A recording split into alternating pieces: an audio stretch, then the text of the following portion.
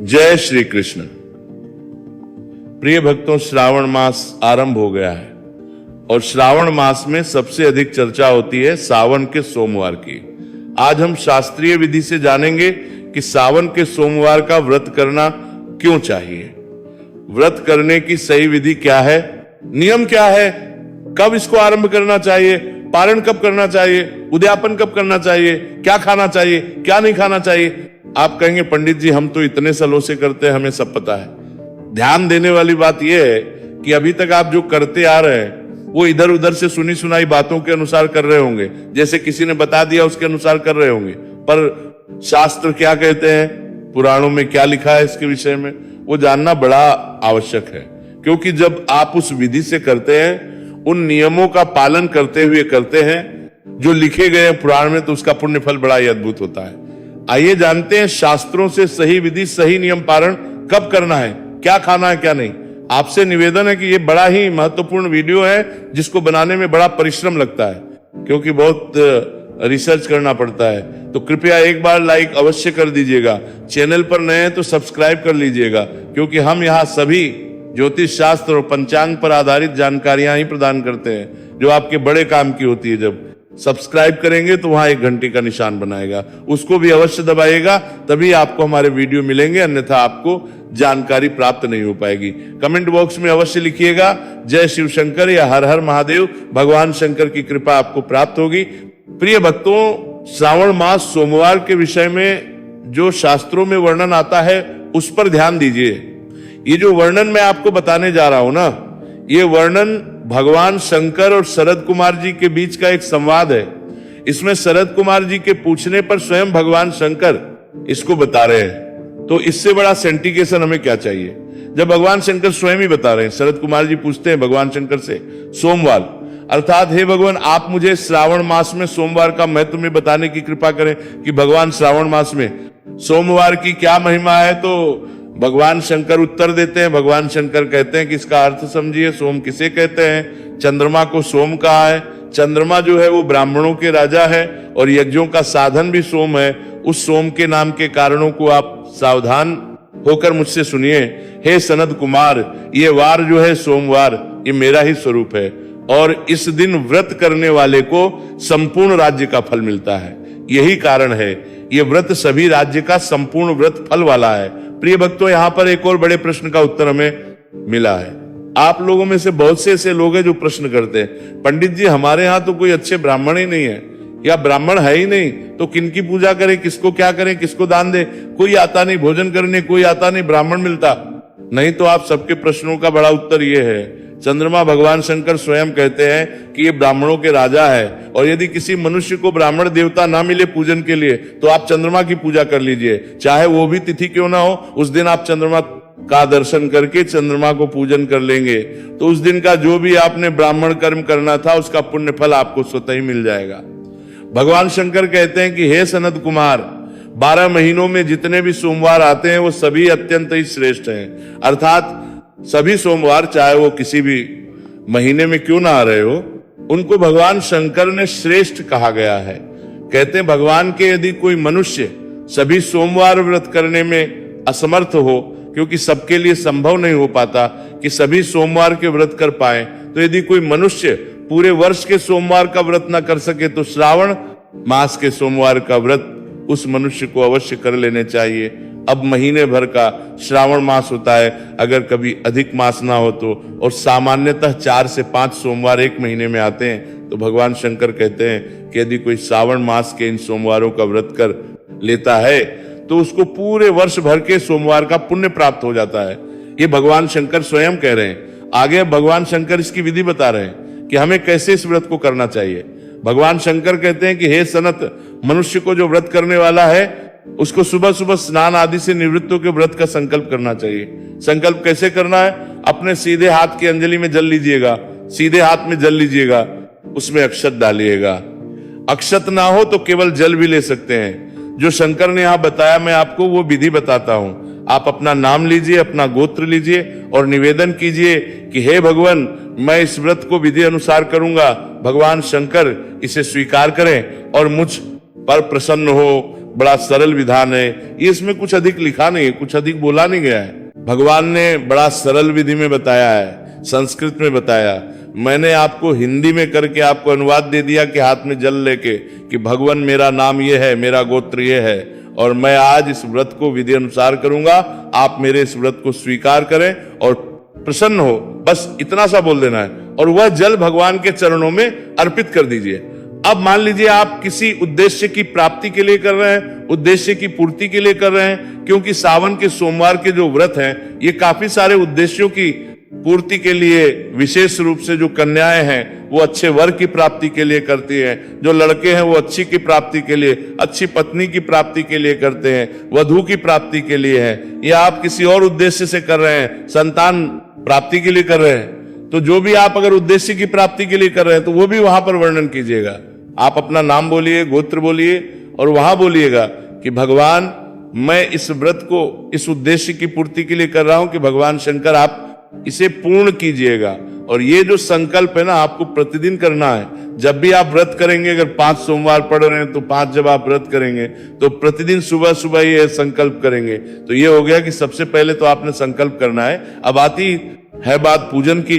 देखिए, पूजन का जो विधान है ना, इसका जो अधिकतर लोग गलती करते हैं, वो गलती ये करते हैं कि अधिकतर लोग प्रातः काल ही पूजन कर लेते हैं, सायंकाल को पूजन नहीं करते। लेकिन भगवान शंकर के जो व्रत हैं वो सभी प्रदोष काल में परम कल्याणकारी होते हैं। भगवान शंकर का ये जो व्रत है इसका पूजन आपको सायंकाल को अवश्य करना चाहिए, प्रदोष काल में ही करना चाहिए। इसका पुण्य फल है और यही जानकारी लोगों को है नहीं। आप देखेंगे 99%, 99% लोग सुबह पूजन कर लेते हैं, विधि विधान से कथा आदि सुन लेते हैं और उसके बाद कुछ लेना देना नहीं है। यही गलती है।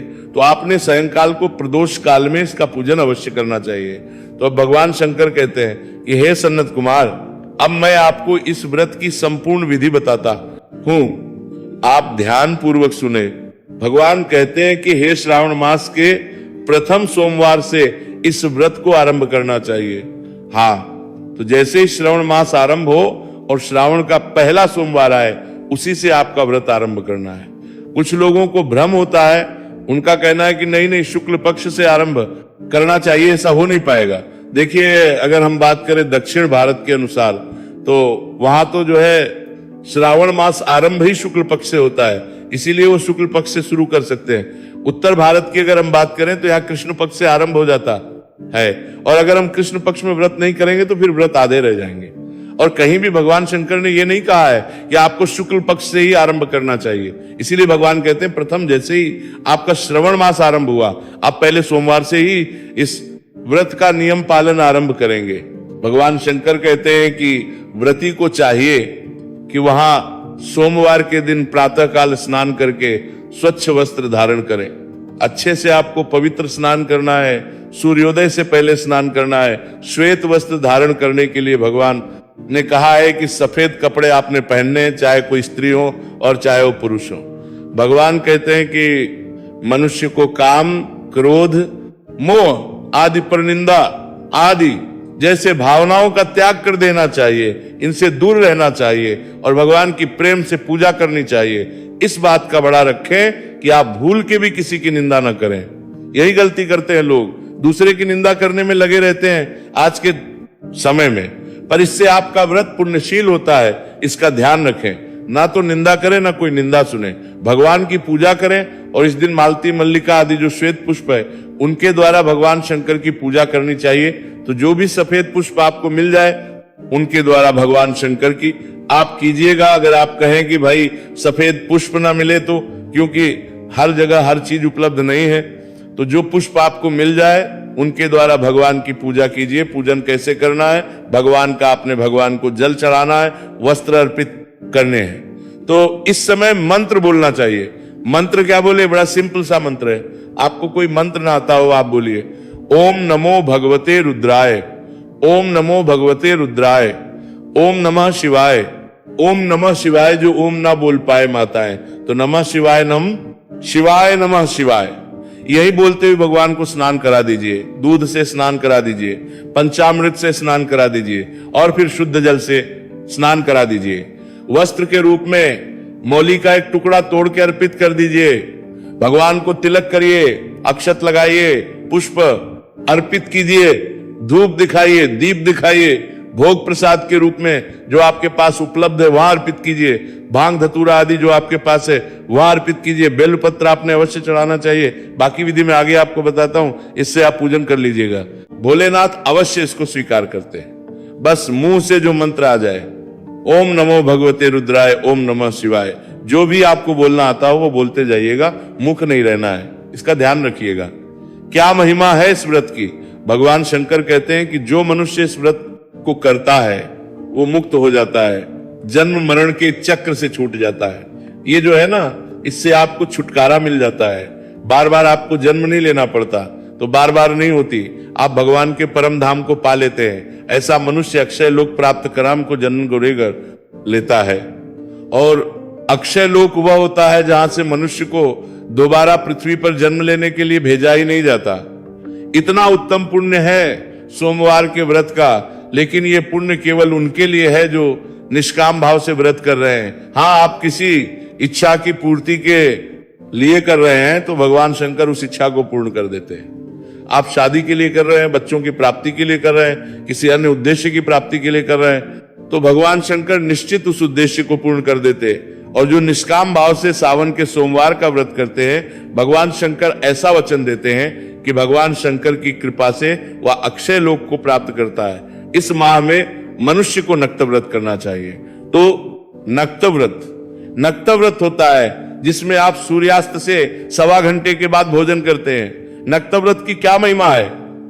भगवान शंकर कहते हैं कि जो मनुष्य नृत्य व्रत करता है वह पिछले 7 जन्मों के पापों को नष्ट कर देता है। 7 जन्मों के पाप उस नष्ट हो जाते हैं। यहां आपके उस प्रश्न का भी उत्तर आया है जो आप पूछते हैं कि पंडित जी सोमवार का व्रत कब खोलना चाहिए, कब भोजन करना चाहिए? तो सूर्यास्त होने के 1.25 घंटे बाद आप इस व्रत को खोल सकते हैं। जो भी आपके यहाँ सूर्यास्त का समय हो उससे 1.25 घंटे बाद आपको भोजन करना है।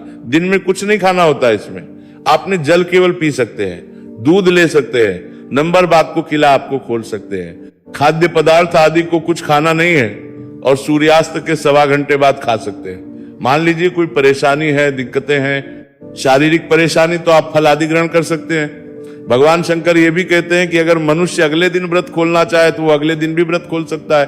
क्योंकि आप में से बहुत से लोगों का ऐसे भी प्रश्न है, क्या जी अगले दिन नहीं खोल सकते? हाँ, अगले दिन का दिन भी खोल सकते हैं आप व्रत को, या फिर आप नक्त व्रत भी कर सकते हैं। कहेंगे पंडित जी इसमें खाना क्या है? देखिए, खाने के विषय में अन्य अन्य प्रांतों में अन्य अन्य विधान है, अनेकों प्रांत है, अनेकों विधान है। और पुराण क्या कहता है? पुराण कहता है कि आपको मीठा भोजन करना चाहिए। मीठा भोजन, अब कोई चूरमे का ही भोग लगाना है, अरे किसी प्रांत में अगर चूरमा प्रचलित है तो चूरमे से पूजन करते हैं, किसी प्रांत में खीर प्रचलित है तो खीर से पूजन करते हैं, खीर का भोग लेते हैं। मीठा भोजन करना है, नमक, मिर्च, तेल आदि का प्रयोग नहीं होना चाहिए। मीठा भोजन कोई भी आप कर सकते हैं, शुद्ध मीठा भोजन सभी के लिए है। आप अपने प्रांत के अनुसार जो भी वहां बनता है उसके अनुसार प्रयोग कर सकते हैं, पर भोजन मीठा करेंगे। और कब करेंगे? 1.25 घंटे बाद सूर्यास्त के, या फिर अगले दिन प्रातः काल। भगवान शंकर कहते हैं कि हे सनद कुमार, जो मनुष्य पुत्र के उद्देश्य से इस व्रत को करता है उसे प्राप्ति होती है। जो विवाह की कामना से इसे करता है उसे विवाह की प्राप्ति होती है। और जो मनुष्य जिस उद्देश्य की पूर्ति के लिए व्रत करता है, मैं उस मनुष्य का वह उद्देश्य अवश्य पूर्ण कर देता हूं। भगवान कहते हैं जो भी धर्म सम्मत आप प्राप्त करना चाहते हैं वह मैं अवश्य प्रदान करता हूं, उसे अवश्य पूर्ण करता हूं। स्कंद पुराण में वर्णन आता है कि इस व्रत को कोई भी मनुष्य, चाहे वह स्त्री है, चाहे पुरुष है, चाहे शादीशुदा है, चाहे कुंवारे हैं, सभी इस व्रत सकते हैं। ये जो भ्रांति फैलाई जाती है कुंवारी लड़कियों को ही करना चाहिए, ऐसा नहीं है। कोई भी इस व्रत को कर सकता है अपनी कामना की पूर्ति के लिए। अब आप कहेंगे कि पूजन मैंने आपको आरंभ में ही बता दिया था। भगवान कहते हैं कि चाहे कोई वैदिक पूजन करे, चाहे कोई लौकिक विधि से पूजन करे, मैं दोनों को ही उसी प्रकार से स्वीकार कर लेता हूं। लौकिक जो मैंने अभी सामान्य विधि बताई ना आपको जो मंत्र आता है वही बोलते हुए भगवान को पंचोपचार से पूजन कर लीजिए और फिर आरती कर लीजिए। भगवान उसका भी पुण्य फल देते हैं। और अगर आप पूरे विधान अनुसार वैदिक परंपरा के अनुसार करना चाहते हैं तो हमने पहले ही आपको मंत्रों सहित वीडियो अपलोड कर रखा है, उसका आप लाभ ले सकते हैं। तो इस प्रकार से सावन के सोमवार का लाभ आपको लेना चाहिए। उन्होंने आपकी सभी मनोकामनाओं को पूर्ण करने वाला है। श्रावण मास की शुरुआत हो चुकी है और पहला सोमवार रहेगा 3 अगस्त को, दूसरा 10 अगस्त को, तीसरा 17 अगस्त को और चौथा और आखिरी सोमवार रहेगा 24 अगस्त को। तो आप इनका खूब लाभ लीजिए। 4 ही सोमवार है। इस बार कुछ और पूछना चाहें, कहना चाहें, कमेंट बॉक्स में लिख के पूछ लीजिएगा।